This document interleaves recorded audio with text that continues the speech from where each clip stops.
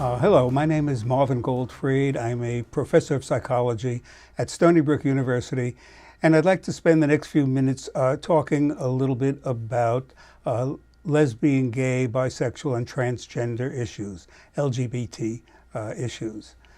And my usual area of interest was on psychotherapy research for much of my career, but about 20 years ago, I became interested in LGBT issues in a professional way. And the reason for that is that one of my two favorite sons is gay, and I've known about this for a while, but I've never done anything professionally. And one of the things that made a difference for me was marching in the Gay Pride Parade in New York City together with my wife. And we were looking on the outside, and we noticed the contingent of PFLAG, which is parents, friends of lesbians and gay. It now covers all of LGBT. And these are family support members. And we figured, oh, well, you know, we'll join them and give our support. And actually, they didn't need our support, because as we marched, we saw people on the sidelines cheering and yelling and really supporting the LGBT movement. And it became very, very clear to me at that point that family support was probably in scarce supply at the time among sexual minorities. And that my feeling was, one of these days I want to do something professionally. And so that made a very, very big impact on me. And I finally did start talking about this and was told by people, well, you know, you have come out. You've come out as a parent. And my realization was that it was difficult for many sexual minorities to come out, and probably also difficult for family members. But one of the things that becomes very, very important for the individual who is a sexual minority is to come out and is to be her or himself.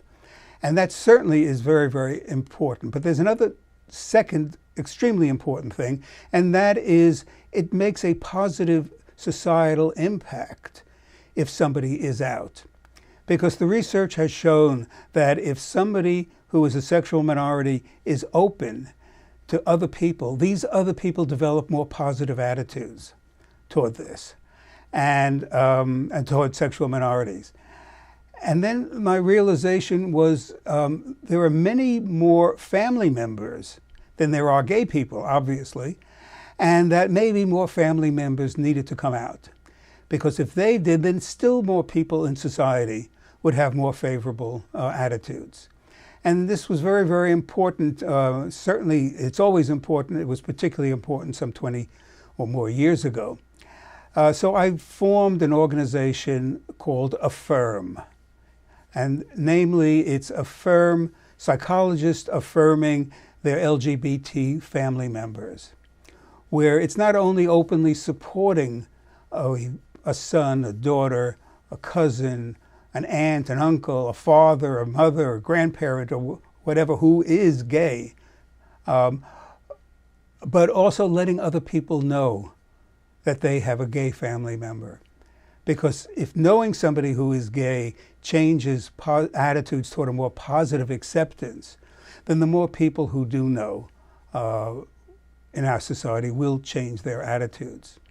And the situation in psychology over 20 years ago was pretty dismal, because there was very little in the textbooks about gay issues. People would write about development and stages of development and assuming identity. They'd say nothing about people who were gay.